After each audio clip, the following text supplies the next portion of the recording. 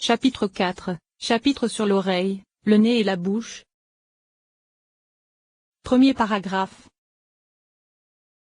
Tu sais déjà que nous n'avons pas la force d'étudier ce qui existait avant l'émanation des 10 séphirotes, ni même de s'en faire une quelconque image ou représentation, à Dieu ne plaise. Cependant, afin de calmer l'esprit nous devons en parler sous forme de paraboles et d'images. C'est pourquoi même si nous parlons de la réalité d'une représentation, il n'en est pas ainsi en haut, et cela vient seulement calmer l'esprit. En vérité, sache que les 10 séphirotes de l'Atsilut correspondent à deux sujets, le premier c'est la propagation et la spiritualité, et le second ce sont les réceptacles et les membres dans lesquels se propage l'essence. Ainsi, il faut que tout cela ait une racine en haut pour ces deux aspects. C'est pourquoi nous devons parler de l'organisation des degrés en allant du début à la fin. Nous allons donc commencer par dire que l'Ensoft béni soit-il ne possède aucune représentation, à Dieu ne plaise. En vérité, lorsqu'il s'éleva dans la pensée de créer les mondes en 10 degrés organisés, il fit émaner et se propager à partir de lui de nombreuses lumières afin qu'elles deviennent les racines de l'Atsilut et pour que l'Atsilut puisse ensuite émaner. Ainsi, lorsque nous voulons considérer et nous représenter ce sujet, tu sais déjà qu'il existe 4 fondements à tout et que ce sont la vue, l'ouïe, l'odorat et la parole. Or ce sont les 4 lettres Yod et Vav, ainsi que le secret de la Neshama, du Ruach et du Nefesh. Nous allons donc commencer par expliquer cela en partant du secret de la Neshama vers le bas, puis nous parlerons de ce qui l'a précédé. Nous dirons donc que nous pouvons imaginer et définir que les oreilles contiennent un souffle fin, et la preuve de cela c'est que lorsque l'homme obture ses oreilles il entend à l'intérieur un son provenant du souffle qui est enfermé. Ensuite, du nez sort une respiration plus perceptible que le souffle de l'oreille. Puis, de la bouche sort une respiration plus perceptible encore. Or c'est des choses que l'on considère et de leur aspect que dépend leur finesse. Car l'oreille étant le secret de Bina, la respiration qui en sort est plus fine que celle qui sort du nez. De même, la respiration du nez est plus fine que celle de la bouche qui se trouve au-dessous de lui. En vérité, si nous nous représentons cela et parlons de façon imagée, à partir du secret de l'oreille se propage une respiration et un souffle de l'intérieur vers l'extérieur, et c'est le secret de la Neshama, et la respiration qui sort du nez est le secret du Ruach, alors que la respiration qui sort de la bouche est le secret du Nefesh. Nous allons maintenant expliquer cela,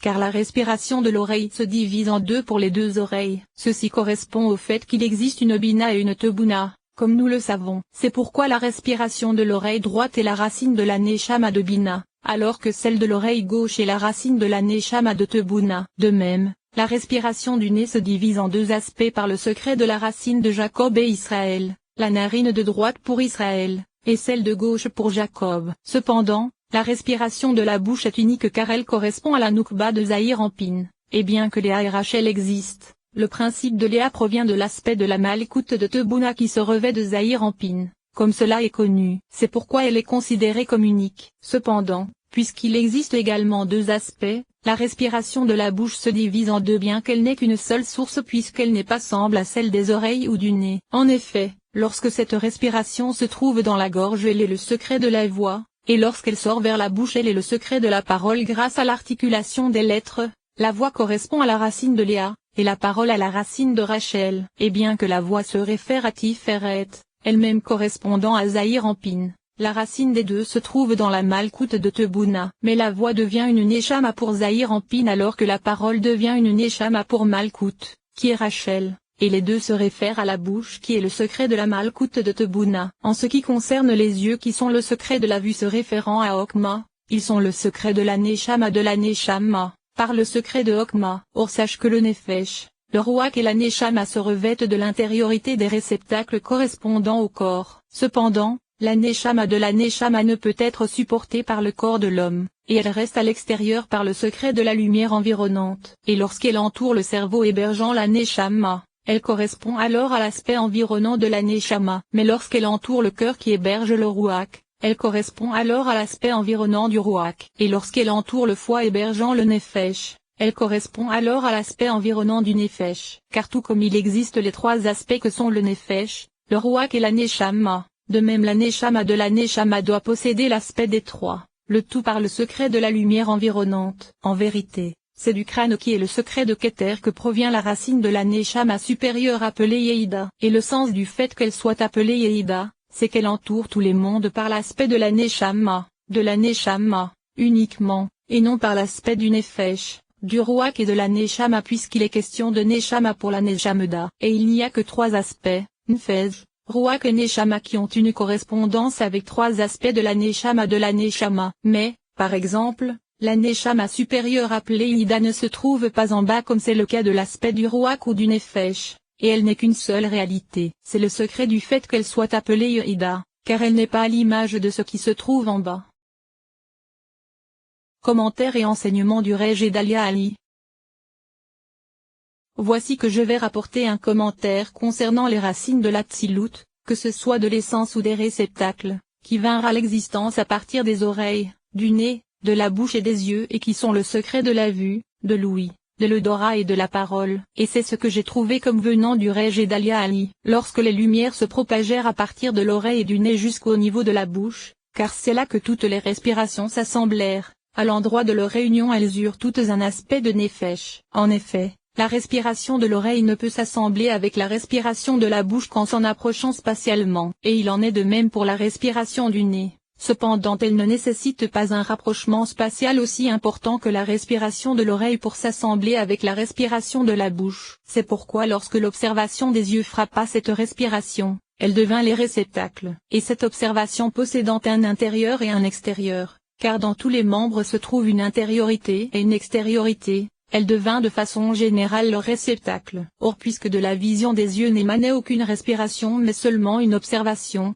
elle ne put donner que les réceptacles. Et cette observation était plus grande que les trois respirations dont nous avons parlé, car la vision c'est le yod, l'ouïe le premier et, l'odorat le vo, et la parole le dernier et, ainsi, les quatre lettres Yahvé sont Okma, Bina, Tiferet et Malkout, soit le Nefesh, le Ruach, la Neshama et la Eya, la vision et la Eya. Le yod du tétragramme appelé Okma, car la Okma supérieure éclaire à travers les yeux. Or, si une respiration sortait précisément des yeux, il ne serait pas possible de la recevoir au-dessous. C'est pourquoi ne se propagea d'elle qu'une observation. Et elle eut la force de faire des réceptacles pour ces trois aspects, les 10 de la Neshama avec la respiration de l'oreille, les 10 du Ruach avec la respiration du nez, et les 10 du Nefesh avec la respiration de la bouche. Ceci constitue le secret du verset. L'Éternel m'est apparu de loin. En ce qui concerne les autres respirations, s'il en était sorti uniquement une observation à travers un écran semblable aux yeux, elle n'aurait pas eu la force de faire les réceptacles. Et tout ceci s'applique aussi bien à l'aspect de la propagation de la respiration qu'à l'observation. De plus,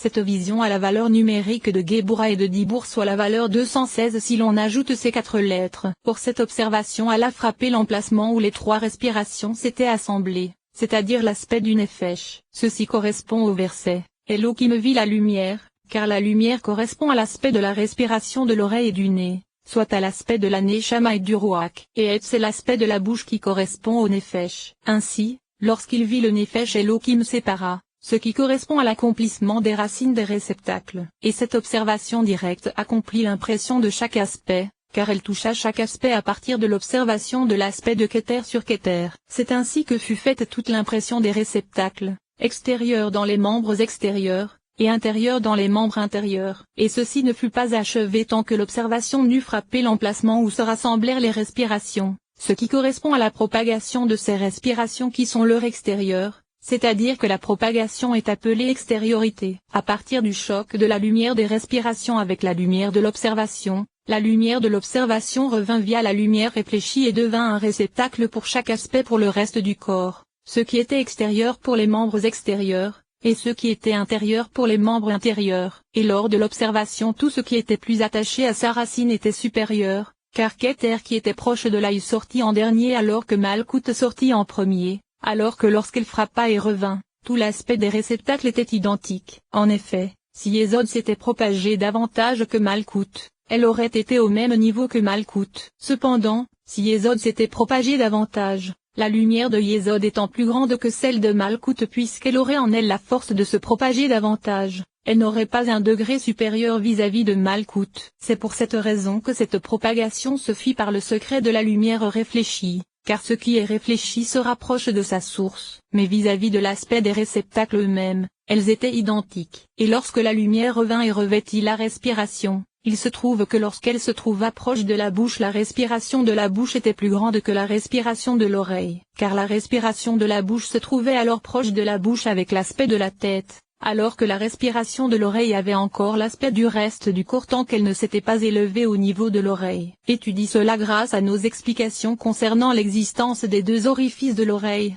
des deux orifices du nez, et des deux aspects de la bouche que sont la voix et la parole en correspondance avec la gorge et la bouche, c'est-à-dire les aspects de Léa et Rachel. Et bien que la voix se réfère à Tiferet, cela signifie que c'est à partir de là que se propage ce qui est environnant vers la parole et de la parole vers Malkout. Et si Israël s'élève parfois vers Okma bien que la racine se trouve à cet endroit, celle d'Israël qui est Tiferet, dans le nez et les yeux pour Okma, il s'élève comme le parfum d'une bonne odeur s'élèverait jusqu'au cerveau, car c'est là que se trouve Okma. Second paragraphe.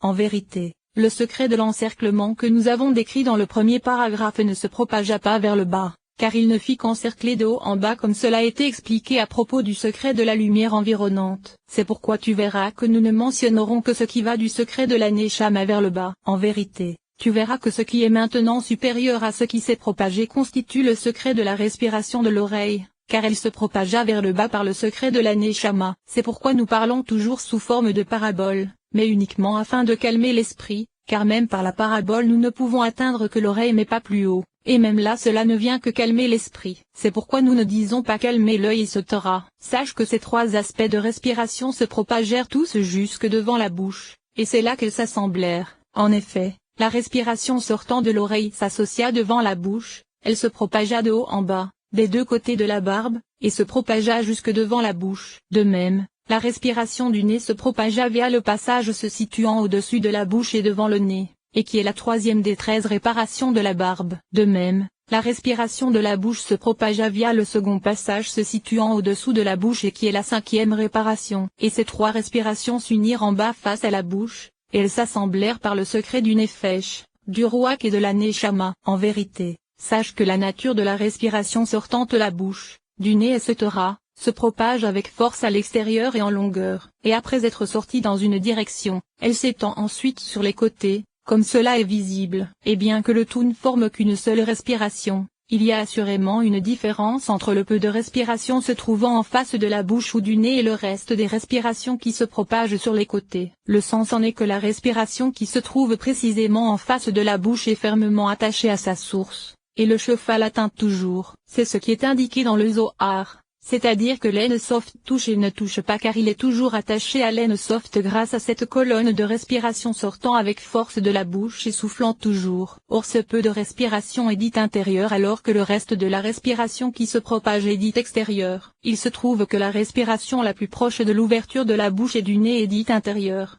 alors que celle qui est la plus éloignée est dite extérieure. Il se trouve que cette première respiration est précisément l'essence de la lumière de l'En-Soft qui se propage à l'extérieur. Et même si la respiration qui se propage sur les côtés et qui est dite extérieure provient également de sa propre propagation, elle ne ressemble pas à la première qui est plus intérieure, bien que le tout ne forme qu'une seule respiration. Ceci se rapporte aux trois respirations que nous venons de mentionner. Or sache qu'à partir de la respiration intérieure de l'oreille apparut l'aspect de la tête de la Neshama puisqu'elle est supérieure et plus proche de la source de la respiration. Et la respiration extérieure qui se propagea correspond à l'aspect du corps de la Neshama, car tout comme le corps terrestre possède un aspect de corps et de torse, de même la Neshama elle-même possède un aspect de tête et de torse, car une partie de la Neshama se propage dans la tête de l'homme alors que la partie la plus épaisse se propage dans son torse. Et à partir de la respiration du nez apparurent également ces deux aspects, la tête et le torse du Rouach, à partir des parties intérieures et extérieures. Ce qui est plus proche du nez et appelé intérieur devient la tête, et ce qui est dit extérieur devint le torse. De même, à partir de la respiration de la bouche apparurent l'aspect de la tête du Nefesh et l'aspect du torse du Nefesh. Nous avons donc expliqué le sujet du Nefesh, du Rouach et de la Neshama. Troisième paragraphe.